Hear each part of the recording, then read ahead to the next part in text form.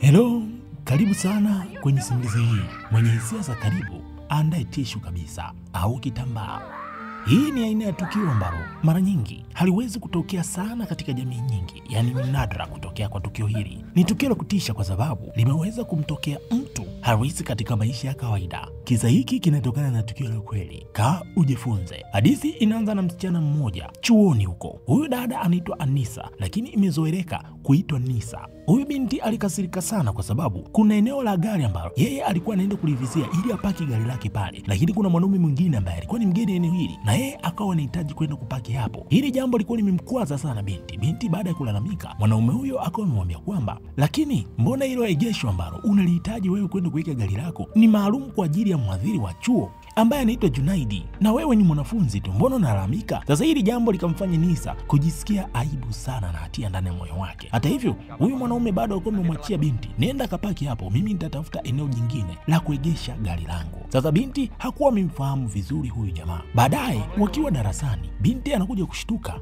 huyu jamaa ni mkufunzi ambaye amekuja katika chuo hiki na amekuja kwa ajili ya kuja kuchukua nafasi ya Junaidi. Kwa hiyo jamaa akawa amejitambulisha kwamba yeye anaitwa Abrisi Nazifu, mkufunzi kijana ambaye ametoka katika chuo cha Denmark, na yeye ni mzuri sana katika somo la sociology ya familia. Muda wa masomo yote binti ilikuwa ni kujificha ficha tu kwa aibu. Baada ya masomo, Nisa ikabidi kumfuata ticha na kumwomba radhi, lakini mshikaji bado alionyesha hekima na ukarimu wa hali ya juu. Akawa amemsamehe na akamwambia kwamba yeye amekwisha kusahau. Kwa kuwa Abrisi alikuwa akifundisha mara kwa mara somo lake, akawa anapata nafasi kubwa sana mara nyingi kuonana na Nisa. Siku moja Abrisi walipokuwa wakielekea kwenye maegesho ya magari yao, mvua ilikuwa inanyesha. Binti aliambiwa msubiri Abrisi ili yeye akafuate mwavuli, lakini binti akawa amekaidi. Baada ya kwenda, akawa ameshindwa kufungua mlango wa gari kwa sababu alikuwa na mizigo mingi, lakini Abrisi alifika hapo akiwa amemshikia mwavuli ili kumzuia binti asiloane na mvua. Taratibu kitu kikaanza kujengeka ndani ya mioyo yao. Baada ya muda, Abrisi akaanza kumtembelea Nisa nyumbani kwao. Kwa mara ya kwanza alipofika, alikutana na mdogo wake Nisa ambaye alikuwa anaitwa Rani. Hapa tukajua kuwa Nisa ni mtoto wa kwanza na ana mdogo wake wa kike ambaye anaitwa Rani, na ni wawili pekee katika familia yao ambayo wanaongozwa na mama yao tu.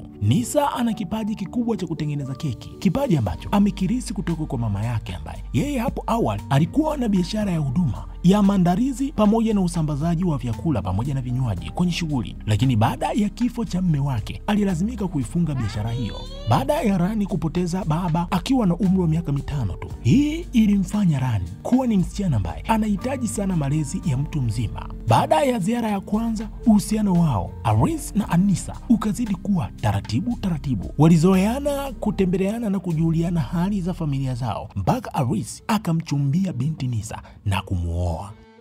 Sasa baada ya miaka 5 mpaka 6 ya ndoa, Nisa anaishi na mume wake Abrisi huko Semarang. Nisa sasa anaendesha biashara yake aliyokuwa akitamani kwa muda mrefu. Wakati huo mume wake Abrisi bado yeye ni mkufunzi katika chuo kile ambacho amemchukua Nisa, na kwa sasa wamebarikiwa wana mtoto wa kike ambaye anaitwa Raya. Siku moja Nisa akapokea simu kutoka kwa mama yake. Mama yake anamhofia sana mdogo wake Nisa ambaye ni Rani, na yeye amechaguliwa kwenda katika chuo kile ambacho binti Nisa alikuwa anasoma hapo. Mama yao ana wasiwasi sana kwa sababu Rani ni mtoto mdogo na hana uangalizi maalum. Akawa amependekeza kama itawezekana Nisa pamoja na mume wake wamchukue Rani ili waende kukaa naye nyumbani hapo. Lakini baada ya kufikiria vizuri, mama akawa ameingiwa na wasiwasi, akaona pengine anaongezea mzigo Nisa pamoja na Abrisi. Hivyo akawa amelifutilia mbali wazo lake akisema kwamba, Nisa, msijali sana kuhusiana na jambo hilo, sahau tu kuhusiana na hilo jambo, ngoja niwaze mbinu nyingine. Lakini sasa jambo hilo halikuwa repesi sana kumtoka Nisa kichwani kwake, hivyo akawa amemshirikisha mume wake Abrisi kwamba kama itampendeza wamchukue mdogo wao Rani ili wakae naye hapa, iwe karibu kwake kwenda chuoni na iwe karibu kwa wao kumwangalia vizuri mienendo yake. Na Nisa ameamua kufanya hivyo kwa sababu anahitaji kupunguza mzigo wa mawazo kwa mama yao. Kwa hiyo Nisa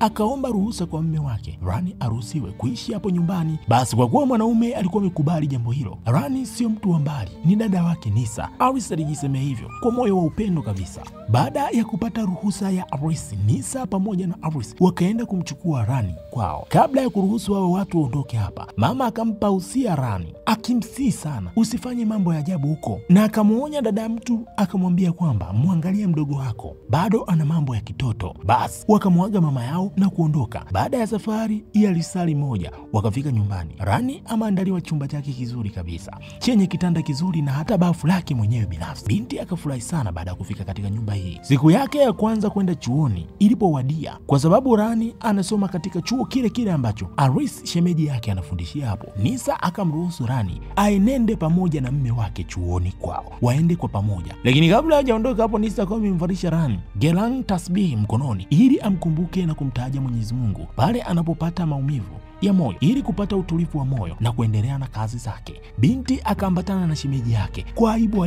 Wakati Aris pamoja na Rani wako chuoni, Nisa akaendelea na biashara yake kama kawaida. Biashara yake imekuwa kubwa sana na anasaidiwa na rafiki yake wa zamani wa muda mrefu tangu chuoni, anaitwa Manda. Na Manda alikuwa akimsifia sana mume wake Nisa, akisema kwamba jamani, kwani mume wako hana mdogo wake ambaye hajaoa? Anioe hata na mimi, kwa sababu nahisi kama Aris ni mtu ambaye amebarikiwa sana na familia yenu ina furaha kweli kweli. Sasa usiku huo baada ya kula chakula, Rani akashangaa sana baada ya kumuona shemeji yake akiwa anaosha vyombo. Ikabidi kumuuliza dada yake, dada, inakuaje? Dada yake akasema kwamba hapana, hicho kitendo huwa anakifanya sana. Anasema kwamba huwa anamkumbuka baba yake, kwa hiyo ni kawaida. Mume wangu mara nyingi huwa anaosha vyombo yeye mwenyewe na pia anapenda sana usafi. Binti baada ya kusikia mambo ya baba hapa yakawa yamemuingiza huzuni, kwa sababu yeye hakuwahi kubahatika kukaa na baba yake kwa muda mrefu. Siku moja usiku, Aris akawa ametoka hapo ili kwenda kunywa maji, lakini sasa Rani na yeye akawa ametoka amejiachia kwa sababu alikuwa anaamini watu wote huko ndani wamelala.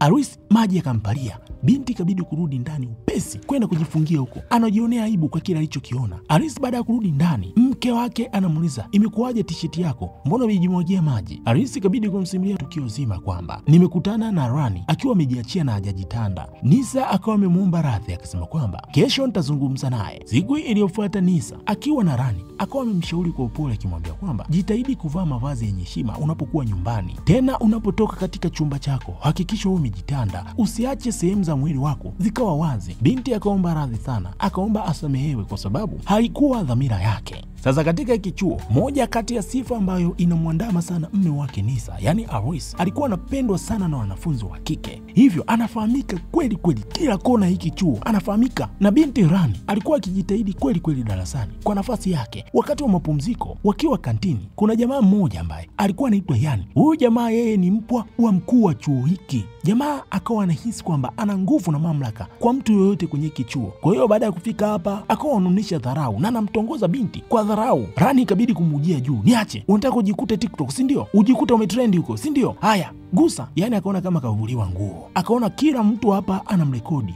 Vipi nyinyi mnanijua mimi ni nani nyinyi? Muda huo shemeji yake Rani anatazama tu, ametazama tukio zima lililotokea. Rani akamkemea hadharani yani akahisi kama amedhalilishwa mbele ya watu. Jioni wakati wa chakula, Aris akamhakikishia Rani kwamba asiwaze kuhusiana na tukio lile ambalo limetokea chuoni, kwa sababu yeye ameshuhudia kila kitu, na akawa amemhakikishia Rani kwamba yeye atamlinda. Maneno haya yalimgusa sana binti Rani, akahisi kumuona Aris kama mtu anayemlinda sana na yuko karibu naye kama kaka yake, na si kaka tu, kama baba yake mlezi. Taratibu akaanza kujisikia salama sana karibu na Aris. Kesho yake binti akiwa anaoga ili kujiandaa kwenda chuoni, ghafla bomba lake la maji lilikuwa limeharibika kabla hata hajamaliza kuoga vizuri. Kwa kuwa nyumbani hapakuwa na mtu yoyote, binti akawa ametoka hapo na kitaulo tu mpaka katika chumba cha mtoto Rani, mtoto wa hii familia. Baada ya kufika huko, akaenda moja kwa moja kujiosha nywele zake na kujiweka sawa. Baada ya muda mchache, Aris pamoja na binti yake Raya walikuwa wamerudi nyumbani na mtoto Raya alikuwa amelala. Hivyo Aris akawa amempeleka chumbani na kumlaza kitandani. Sasa Rani akawa anatoka bafuni bila kujua, kwa mshtuko kumuona shemeji yake akiwa hapo na yeye yuko katika mavazi hayo. Binti taulo litaka kudondoka na shemeji yake ilishuhudia kila kitu. Binti akatoka hapo mbio kwenda kujifungia chumbani kwake akiwa anajilaumu kwa kile kilichotokea. Hakutegemea kabisa jambo kama hilo kama lingeweza kutokea. Yani hakutaraji kama katika chumba kile shemeji yake angekuwepo. Aris mara nyingi alikuwa akimweleza mke wake kwa kila jambo lililokuwa linatokea, lakini jambo hili likawa ni gumu, likawa na ukakasi kumweleza mke wake kuhusiana na tukio hilo. Hivyo mwanaume akaamua kumeza pini tu. Sasa baada ya mwanamke kuwepo hapo nyumbani, akatoka hapo na kwenda katika chumba cha Rani. Binti ikabidi kumwelezea tu kwa woga dada yake kwamba bomba langu bafuni huko limeharibika. Binti akawa amemuelewa sana mdogo wake, akamwambia kwamba fundi atakuja kesho kurekebisha, hivyo usiwe na hofu. Sasa kitendo cha binti kuonana na shemeji yake akiwa katika hali hii kilimnyima raha sana. Sasa kesho yake Rani akiwa chuoni maktaba, kutokana na kitendo ambacho alimfanyia mpwa wa hiki chuo, yani alikuwa amemvizia binti akiwa na washikaji zake, wakamkamata binti wakampeleka katika chumba kimoja ili kumfundisha adabu. Lengo lao lilikuwa ni kumwingilia binti kimwili. Sasa katika hiyo purukushani, kwa bahati nzuri Aris shemeji yake Rani alikuwa anapita eneo hilo, hivyo akawa amesikia kila kitu kilichokuwa kinaendelea katika chumba hicho, hivyo akawa ameingilia kati huo mtanange kabla hujatokea, akawa amemwokoa Rani kutoka katika mikono mibaya ya hao washikaji. Binti Rani kwa sababu ya wasiwasi na hofu alikimbia. Binti alivyodondoka chini, Aris akamsii sana, mimi ni shemeji yako. Baadaye akafanikiwa kumtuliza binti, akamwingiza ndani ya gari, akajaribu kumtuliza na kumwahidi kwamba atasimamia haki itapatikana kesho. Sasa kwa namna walivyokuwa wamesogeleana, Rani kwa bahati mbaya bila kutegemea akawa amejikuta kageuza kichwa na wakawa wamekutana midomo, miili yao ikiingiwa na baridi. Watu wakakaa kimya. Safari ya kurudi nyumbani ikaanza, kila mmoja yuko kimya. Baadaye kama dakika kadhaa hivi za kusikilizia, binti akataka kuomba radhi, lakini shemeji yake akasema kwamba tusiongelee kuhusiana na jambo hilo, hivyo wakaamua kukaa kimya tu. Binti akasema hapana, tunaenda mbali zaidi, tumepitiliza njia ya kwenda nyumbani. Mshikaji anakuja kushtuka kweli kwa mpitiliza kituo, ikabidi kurudi nyumbani. Kila mmoja hali yake bado iko juu. Wakafika mlangoni, Nisa akawapokea. Nini kimetokea? Aris akasema muache mdogo wako, kuna watu walitaka kumbaka. Siku iliyofuata Aris kweli akapeleka malalamiko rasmi kwa uongozi wa chuo kutokana na tabia za mpwa wa mkuu wa chuo hiki, yani pamoja na kundi lake zima. Lakini uongozi ukasema kwamba hakuna aliyejua sheria, basi kijana pamoja na kundi lake wako wamefukuzwa chuoni. Baada ya kurejea nyumbani kutoka kazini, Aris akaanza kurekebisha shawa ya bafu ambapo Rani alilivunja kwa bahati mbaya. Yeye sio fundi, hivyo alichukua kifaa ambacho hakiingiliani na hili bomba. Maji yakaanza kumwagika kila mahali. Sasa binti Rani alikuwa amerudi nyumbani mapema siku hiyo, hivyo akawa ametoka hapo kwenda kumsaidia shemeji yake ndani hapo. Sasa katika purukushani kweli alikuwa amefanikiwa kuzuia yale maji yasiendelee kumwagika. Kwa sababu ya sakafu ilikuwa imejaa maji, binti akateleza. Kwenye kujizuia kudondoka, akajishikiza kwa Aris. Mtu na shemeji yake wako wameganda kama Wahindi wanatazamana tu, wakashindwa kujizuia. Nilichokiona hapa ni hijabu tu zinaondoka na moto kawaka, chakula kimeiva.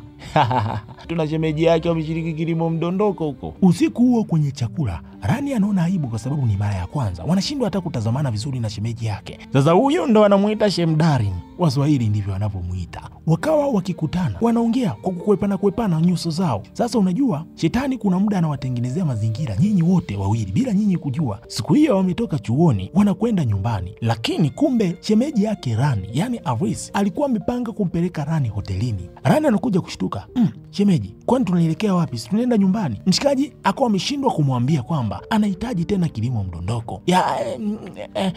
Twende nyumbani. Binti ikabidi kumshika Aris mkono na kumwambia kwamba hapana, hata mimi ninataka. Hivyo Aris pamoja na Rani wakaenda hotelini badala kwenda nyumbani. Kikawaka tena. Awamu hii ilikuwa ni ya kupanga kabisa, sio ya bahati mbaya kama ya kudondoka bafuni. Huu ulikuwa ni mchakato kabisa. Saizi aibu zimewaishia kabisa. Wakirudi nyumbani wanaigiza vizuri sana mbele ya mwanadada Nisa. Baada ya wao kurudi nyumbani, Nisa akawapa habari njema akiwaambia kwamba biashara yake imeenda poa kinoma noma, na shangazi yake Manda rafiki yake ameahidi kutoa fedha nyingi sana kwa ajili ya kuwekeza, lakini masharti ni kwamba Nisa anahitajika kusafiri mara kwa mara kati ya Georgia pamoja na mji huu ambapo wao wanaishi kwa mwezi mzima. Nisa ana wasiwasi kwamba Aris pamoja na binti yao Raya wanaweza kuwa wamekosa mtu wa kuangalia kuangalifu kama mama wa familia. Mwanaume akawa amemwambia mke wake kwamba hii ni fursa nzuri. Sasa wote tuulizane, fursa nzuri ni ipi? Fursa nzuri ni binti kwenda kupambania biashara, ama fursa nzuri ni hii ya mwanaume kuendelea kubaki na shemeji yake hapa kwa uhuru zaidi? Na sasa hizi hakuna gharama ya kwenda hotelini, mambo ni mteremko tu, ni kumvizia binti Raya kasinzia, wao wanaenda kwenye kilimo mdondoko. Mambo yakawa wazi, vurugu mechi kila mahali. Binti Rani ikabidi kuchukua simu ya Aris na kubadilisha jina lake, akawa amejiandika kama Junaid namba 2 ili kuficha uhusiano wao usijulikane kiurahisi. Na hapa ukumbuke kwamba huyu Park Junaid ni mhadhiri wa chuo ambaye anafanya kazi pia na Aris na ni mshikaji wake kinoma. Baada ya kipindi cha mwezi mmoja, Nisa alikuwa akiendeleza safari zake za kwenda kupambania biashara yake, huku Aris pamoja na Rani waliendelea na kilimo mdondoko kila siku kama mke na mme, kama wasemavyo Waswahili kwamba mwenye nyumba hapangiwi muda wa kulala. Nisa siku hiyo akawa amerudi nyumbani ghafla. Binti akashangaa, mbona nyumba iko kimya namna hii? Akataka kwenda kwenye chumba cha Rani, lakini alarm katika chumba cha binti yake iko imeita, hivyo akaenda kuizima huko. Baada ya hapo akaenda kufungua katika chumba cha mme wake, akamkuta mme wake amelala fofofo. Wakati yeye alikwenda kubadilisha nguo, kumbe mdogo wake Rani alikuwa chini ya uvungu, akachoropoka hapo chichichi kimya kimya, ila Aris amevunga huyu kalala fofofo. Basi binti Nisa hakujua kilichotokea. Mwezi mmoja baadaye, wakati wa sikukuu ya Idi, watu wakawa wamehudhuria kwa mama yake Nisa kuburudika, wapate na chakula kwa pamoja. Mama yake Nisa akamwona binti yake Rani namna anavyomtazama macho shemeji yake, ni macho ya kimahaba. Hili jambo likamtia wasiwasi sana huyu mama, akawa anajilaumu ndani ya moyo wake, hii isiwe dalili ya kwamba Rani ana mahusiano na shemeji yake, bora yawe ni mawazo yangu tu potofu. Japo kiutu uzima alihisi kabisa hapa Rani kuna jambo aliko sawa. Wakati wa familia inarudi makwao, mama Nisa ikabidi kumuonya Rani na kumwambia kwamba usifanye mambo ya ajabu kwenye nyumba ya Nisa. Binti akasema sawa. Hivyo watu wakawa wamerudi makwao. Kadiri muda ulivyozidi kwenda, Aris pamoja na Rani waliendelea kuwasiliana kwa kutumia jina la mhadhiri Junaid tu. Siku moja Aris akawa amemwambia mke wake kwamba kutakuwa kuna semina, ninaenda na rafiki yangu Junaid, tutakuwa pamoja huko katika hiyo semina. Sasa baada ya muda tu yeye kawasiliana na mke wake kuhusiana na jambo hilo. Mke wake alikuwa anaendelea na biashara yake, anamshangaa Junaid ambaye ametajwa na mume wake kwamba atakuwa naye kwenye semina, kafika hapo. Hasa mwanamke alikuwa ameshangaa, akamuuliza, Mr. Junaid, wewe si ulifaa kuwa kwenye semina na mume wangu huko, kwa nini wewe uko hapa semina? Ila mzee akaamua kumeza pini, akajua kabisa hapa mwanaume mwenzangu atakuwa amemdanganya mke wake. Akasema kwamba mimi nilitoka mapema, sikuwa najisikia vizuri kabisa. Basi mzee ikabidi kumfichia siri Aris kwa sababu alikuwa hajui chochote. Hivyo wakawa wamepiga stori zingine tu hapa, mambo yakiendelea kama kawaida. Sasa siku moja tena Aris baada ya kumchukua mtoto wake shuleni, wakawa wamepita kwa fundi. Wakati yeye anaendelea kuzungumza na fundi wake nje, mtoto wake Raya alikuwa anatumia simu ya baba yake. Rani akawa amempigia mpenzi wake. Mtoto baada ya kuona jina Park Junaid tu akajua kabisa huyu mtu namfahamu, ni rafiki yake baba, akawa amepokea. Sasa binti anasikia ni sauti ya kike. Raya akabidi kumuuliza, wewe nani mwenzangu? Rani akakata simu chap. Raya baada ya kurudi nyumbani, Raya akaanza kumsimulia mama yake, leo mama, si Junaid alimpigia simu baba, mimi nikaipokea, lakini nikasikia ni sauti ya kike. Rani kusikia hivi akaaga na kutoka hapo, yasije akabumbuluka. Lakini mume wake akawa amesema kwamba yawezekana wewe haukusikia kwenye simu, pengine ni mtu kwingine huko alikuwa anaongea nje ya simu, ndio maana ukasikia kama ni sauti ya kike, lakini Junaid ni mwanaume. Raya akasisitiza kwamba hapana, mimi nimesikia sauti ya kike kwenye simu. Sasa hili jambo kidogo Nisa alikuwa limemtia wasiwasi. Alipokwenda kazini kwake, ikabidi kumhusisha rafiki yake Manda. Anapata sitofahamu juu ya hisia zake juu ya mume wake. Manda akasema kwamba kama ndivyo, sianze kumchunguza, angalia simu yake, angalia gari yake, fuatilia zaidi hatua zake, unaweza kugundua kama kuna kitu anakificha, utakijua tu. Kwa ushauri huo, usiku huo Nisa akageuka FBI, akaanza kukagua gari la mume wake. Hakupata kitu chochote cha ajabu. Akaangalia simu ya mume wake, alichokiona zaidi ya kuona watu ambao wanamtafuta sana mume wake WhatsApp, ukitoa jina Nisa ambaye yeye mwenyewe basi ni Junaid tu, ila yeye akugundua kwamba huyo Junaid tu sio mwanaume ambaye ni rafiki yake Aris, bali alikuwa ni mdogo wake Rani. Kesho yake mwanaume alikuwa anataka kwenda kukutana na Rani kwa siri, lakini kabla hajaingia kwenye gari, Nisa akampigia simu, akamuuliza mume wake, uko wapi? Mwanaume akadanganya kwamba anaelekea kula chakula kantini hapa, lakini ghafla Nisa akawa amejitokeza mbele yake. Kipenzi, umekuja hapa? Lakini wewe umesema uko kantini na hapa. Akasema nimekuja kwenye gari kuja kuchukua chakula nikale kantini. Hivyo mshikaji akawa amecancel swala la kutoka hapo kwenda kukutana na Rani, akawa amemchukua mke wake na wakaenda kula chakula kantini kwa pamoja. Sasa wakati huo Rani alikuwa nje anamsubiri bwana shemeji, bila kujua kwamba dada yake amekuja hapo ghafla. Baada ya kumsubiri kwa muda mrefu, anapiga simu asipokelewi, na Nisa akawa ameona jina la Park Junaid tu, kapiga simu hapo na mume wake akawa ameibinya, na muda huo mwenye jina akawa amefika hapo. Sasa baada ya kufika hapo tu, Aris akawa ametumia hiyo nafasi, akamchukua Junaid na kumpeleka pembeni, akamwambia kwamba wewe mbona unapiga simu nikiwa na mke wangu? Lakini hizi stories zilikuwa ni bla bla tu kumtoa mshikaji mbele ya mke wake. Akawa ametumia nafasi hiyo kumwandikia Rani message na kumwambia kwamba dada yako yuko hapa. Japo kwa maana dada Nisa alikuwa anajiuliza, kwa nini Junaid ampigie simu mume wangu na ghafla kumbe yuko hapa? Hivyo akawa amepuuzia tu jambo hilo na akatulia tu. Sasa katika hizi story za Aris pamoja na Junaid akajua kabisa huyu mshikaji anafanya maigizo mbele ya mke wake. Basi kabidi kumpa ushirikiano tu hivyo yule mzee akawa ameaga na kutoka hapo. Baada ya kutoka hapo, mzee Junaid akawa amemuona Aris anarudi nyumbani akiwa ameongozana na shemeji yake Rani. Huyo mzee akawa amejua kabisa hapa kuna kitu kinaendelea, sio jambo la kawaida kabisa. Sasa baada ya ile tukio, wakiwa nyumbani mke na mme wa Nisa akamwambia mke wake kwamba nimepata safari ya ghafla, ninahitajika kwenda huko, lakini tunahisi kama tutalala huko hotelini. Sasa hili jambo likamshtua Nisa. Kwa nini ghafla mme wangu anataka kwenda hotelini? Akaanza kuhisi pengine mme wake ana mpango wa kwenda kusaliti ndoa. Haya sawa, niambie jina la hoteli mnayokwenda.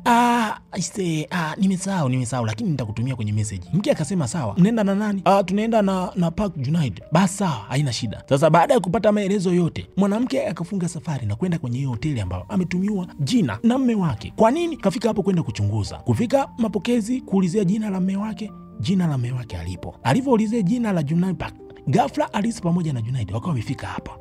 Binti ilikuwa limemshuka. Ikaonekana ni kweli kwamba mme wake alikuwa na kikao cha kazi katika hiyo hoteli. Hivyo akawa amemtoa hapo mke wake na kwenda kuzungumza. Binti anamwambia mme wake kwamba aliingiwa na wasiwasi, hivyo anaomba asamehewe. Alikuwa anahisi pengine mme wake anamdanganya, anakwenda kwenye vilimo mdondoko na wanawake wengine. Jamaa akawa amembembeleza mwanamke na kumwambia kwamba wala hata usijali kuhusiana na hilo, wewe ni wangu peke yangu, na pia nina habari njema, nimeteuliwa kukaimu kuwa mkuu wa kitengo cha elimu. Ndiyo maana nimekuwa na tabia tofauti, hivyo usione kama na kusaliti mke wangu. Mke wake akawa ameingiwa na aibu, hivyo chozi liko limemtoka mbele ya mme wake, akaomba msamaha. Sasa hapa tunapata mfumo mzima kwamba Rani ndiye aliyechora ramani yote. Rani ndio alimshawishi shemeji yake kwamba aandae ionekane kama yeye anakwenda pamoja na Junaid hotelini, kwamba atakuwa na kikao huko cha kikazi. Hivyo mwanaume akawa amekubali atafanya hivyo. Rani alifanya hivi akijua kabisa kwamba dada yake ni lazima aende katika ile hoteli ili kwenda kuchunguza, kujaribu kumfumania mme wake, na kama atakuta sivyo,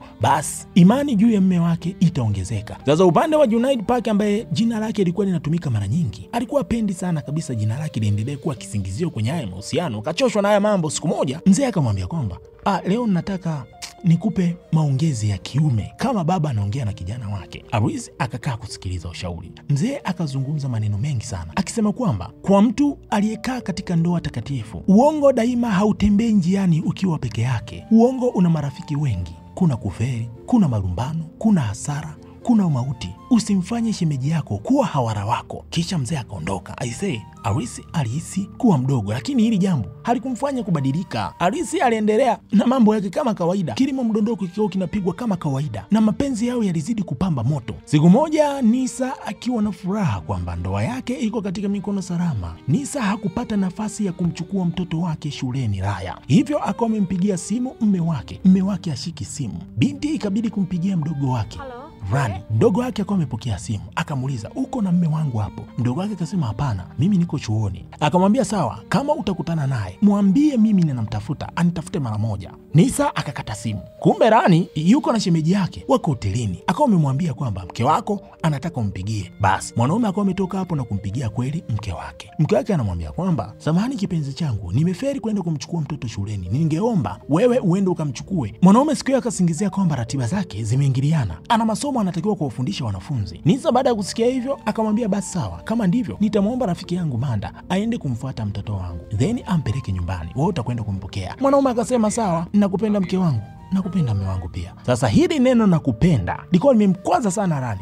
Rani akawa amemwambia Aris kwamba kila mara unapoongea na mke wako, mara nyingi wewe unamwambia unampenda, lakini mimi hujawahi kuniambia unanipenda hata kwa bahati mbaya. Sasa kumbe Aris alipokuwa anakata simu, hakukata simu ikakatika. Kwa hiyo mke wake Nisa alikuwa anasikia kila kitu kinachoongeleka, na Nisa akagundua kwamba mme wake yuko hotelini na mwanamke. Sasa katika mazungumzo, si akaanza kutamka maneno ya upendo ili kumfariji binti. Nisa ikabidi kusimamisha kwanza gari ili asikilize kinachoongelewa. Kwa bahati mbaya zaidi, Aris akawa ameweka simu pembeni hapo hapo, kwa hiyo anasikika vizuri vizuri. Arisi anamwambia Rani kwamba hey jamani, unakuwa mbaya unavyokasirika hivyo, usitengeneze sura namna hiyo, wewe ni kipenzi changu na kupenda sana Rani wangu, na ulivyonilevya kwa penzi lako hauna mpinzani katika hilo. Wakaanza kutekenyana. He jamani, una maneno matamu wewe. Mwanaume anamuita Rani jina lake lote kamili. Nisa akasikia. Kwa bahati nzuri mwanamke huyu akageuka shirawadu, akaanza kurekodi kabisa hili tukio. Nisa anasikiliza sauti. Rani pamoja na Arisi wanashiriki kilimo mdondoko. Aisee, ni bora hata huyo mtoto shuleni kafuatwa na Manda. Sijui kama angekuwa amefuatwa na mama yake ingekuwaje. Arisi alivyorudi nyumbani kachomekea kana kwamba hakuna chochote kilichotokea huko. Akamsalimia mke wake yuko kimya. Mpenzi, kuna shida? Kuna tatizo lolote? Nisa akasema kwamba Manda alikwisha kuniambia kwamba kilicho kizuri huja na onyo. Kwa mwezi nilijitahidi sana kuzima mtazamo wangu juu ya haya mahusiano. Pengine wewe ulikuwa unanisaliti. Mke wangu, kwani unaongelea kuhusiana na nini? Wewe si unaona ni mwanaume bora, baba bora? Haya niambie, hiki ni nini? Binti akamsikilizisha kila alichokirekodi, maneno ya mahaba. Kwa nini kati ya wanawake wote duniani hapa umechagua kwenda kusaliti na mdogo wangu? Kweli mdogo wangu wa damu. Kwa hiyo ulikuwa ukiniambia kwamba uko na Junaid, kumbe ulikuwa na Rani, si ndio? Wewe ni shetani. Mama akalaumu kweli. Mwamba akaanza kujitetea. Kwa hiyo unanilaumu mimi tena? Wewe si ndio uliyemleta Rani hapa ili aishi pamoja na sisi? Ndio nisaliti na mdogo wangu wa damu kweli? Na sasa hivi tena unaanza kunilaumu mimi? Kwa hiyo mlikuwa mnakutana wapi? Hotelini ama hapa ndani chumbani kwangu ama jikoni? Binti akacharuka kweli. Sasa binti alivyoenda kuvuruga chumba chake, si ikadondoka ile tasbihi ya mkononi aliyemvalisha Garani kama zawadi. Hili lilimvunja sana moyo. Binti alilia kwa uchungu. Nisa, inatosha kipenzi changu. Kwanza leo usiniite kipenzi, koma. Binti akatoka hapo, akamwacha Arisi akiwa analia kama mtoto mdogo. Nisa akaenda moja kwa moja kwa rafiki yake Manda kwenda kujituliza huko mawazo. Manda akawa amemuuliza, utakwenda wapi? Binti akasema kwamba mimi nitarudi nyumbani, sijaua. Sasa binti akaamua kurudi nyumbani. Anamkuta mdogo wake Rani huko hapa. Sio kwamba Rani alikuwa anajua nini kimetokea, ila Rani alirudi nyumbani ili kukaa kwa sababu mama yake alikuwa hayupo. Hivyo yeye amekuja kulinda nyumba tu hapa. Dada, karibu. Kumbe na wewe umemkumbuka mama, si ndio? Nisa alimwangalia mdogo wake anakamwambia kwamba nilikusamini mdogo wangu, nikajitoa katika maisha yako na kukuweka katika maisha yangu kweli kwa upendo wangu wa dhati, na haya ndiyo majibu ambayo unanipatia, si ndio? Yule ni mme wangu, na sio mme wangu tu, ni baba yake. Haya, unakwenda kulala na mme wangu nyumbani kwangu, kitandani kwangu. Binti ndo akajua kitu kishasanuka huko. Sasa Rani naye akaja juu. Usinilaumu mimi dada, ungekuwa ni mke bora asingekusaliti. Rani, unapata jeuri la kunijibu namna hiyo? Hauna aibu kabisa. Kwa hiyo unataka kusema kwamba wewe unamjua mume wangu kuliko mimi, si ndio? Sasa kumbe muda huu wanazungumza yote haya, mama yao karudi nyumbani. Alisikia hiki kila kitu kilichozungumzwa hapa. Mama akalia, akasema, kwa hiyo hisia zangu zote zilikuwa sawa muda wote huu? Mwenyezi Mungu.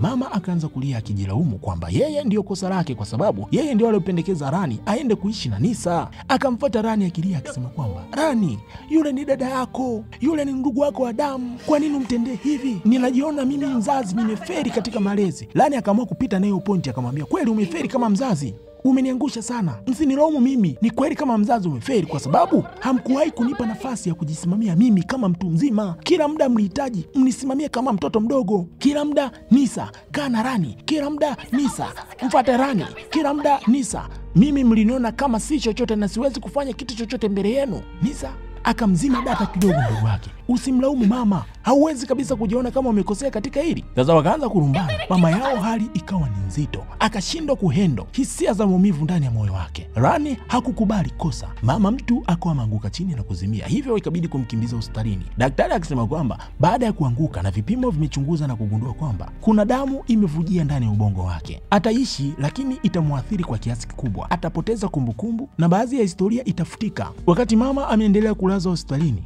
Nisa akavua pete ya ndoa, ishara ya kwamba hii ndoa imedondoka. Mama akahitajika kurudi nyumbani. Daktari akawashauri kwamba msimpe mzigo mzito wa mawazo mama yenu, kwa sababu hilo jambo linaweza kusababisha mama yenu kupoteza maisha. Mama muda wote akiwa hospitalini alikuwa anatamani sana kuona watoto wake wote wawili wakiwa pamoja. Akishtuka tu anamuulizia Rani, kama yupo Rani anamuulizia Nisa. Anahitaji kuwaona wote wakiwa pamoja. Hawa ni ndugu wa damu, wanatakiwa kupendana na waishi kwa pamoja. Na akamwambia wazi kwamba Nisa, ninatamani niishi pamoja na nyinyi wote sehemu moja. Kweli hilo jambo lilikuwa limetokea. Nisa wako wanaishi pamoja katika nyumba moja pamoja na mama yao. Sasa siku moja Nisa alipokuwa akisoma neno la Mungu ili kumfanya mama yake apone haraka, Nisa akasikia Rani akiwa anatapika bafuni. Baada ya kwenda kuchunguza, akagundua kwamba binti ana mimba. Rani katoka hapo mkuku akakutana na shemeji yake. Shemeji yake mwenyewe kaona, "Halo, mavuno ya kilimo mdondoko ni yeza mimba au mambo mengine?" Nisa hili jambo lilimchukiza sana. Arisi alitazama hajui ashike wapi. Shemeji yake ana mimba tena. Sasa katika marumbano, Rani akataka aombe msamaha sana kwa dada yake. Alilia akiomba msamaha, "Dada, nimekosea kweli, ninatubu, nisamehe." Binti Nisa akamkataa mdogo wake akisema kwamba, "Wewe sio mdogo wangu tena." Sasa hii kauli mama yake akaisikia. Akafika hapo, yuko kwenye kiti chake cha magurudumu, akamuita, "Nisa, nyinyi ni ndugu. Wewe ni mtu na dada yake." Wote wakawa wamekimbilia kwa mama yao. Mama yao akawa anawasihi, "Nyinyi ni ndugu, nyinyi ni damu moja, nyinyi ni mtu na dada yake." Mama alizungumza haya maneno huku akiyarudia, na hatimaye akawa amekufa mikononi mwa watoto wake.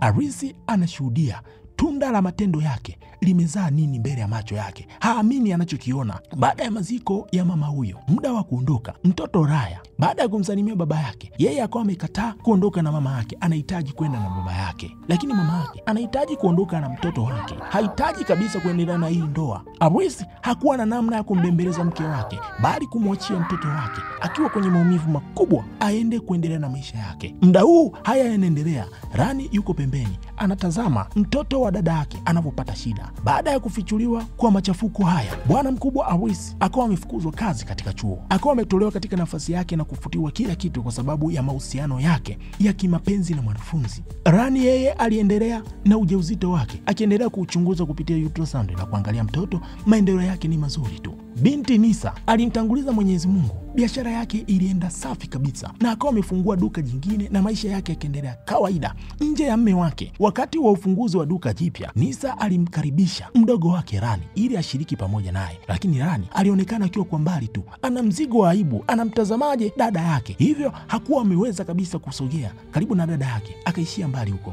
Maisha kati ya binti Raya pamoja na mama yake yaliendelea kwa furaha bila uwepo wa baba yao. Nisa aliapa kuwa siku moja atamweleza Raya kuhusiana na hadithi hii ya maumivu ambayo imekwisha kumtokea katika maisha yake na imempa somo kubwa sana. Hadithi hii inaonyesha jinsi uaminifu wa ndoa unavyoweza kuvunjika ikiwa mke au mume hawatajali au kuficha mambo yao muhimu. Uaminifu ni muhimu sana ili kudumisha uhusiano wowote. Huwezi kumlinda kila mtu. Kila uamuzi una uwezekano wa kuwa na matokeo ambayo hayawezi kutegemewa. Uhusiano wa kimapenzi kati ya Arisi pamoja na Rani ulisababisha uharibifu mkubwa, kuathiri moyo wa familia nzima na hata kupelekea kifo cha mama yake Rani. Hadithi inaonyesha jinsi ambavyo mipaka ya heshima inaweza kuvunjika na kusababisha uharibifu mkubwa. Ulikuwa na mimi msimuliaji wako OKRAN Okrani. Usisahau kusubscribe, kulike na kushare. Karibu.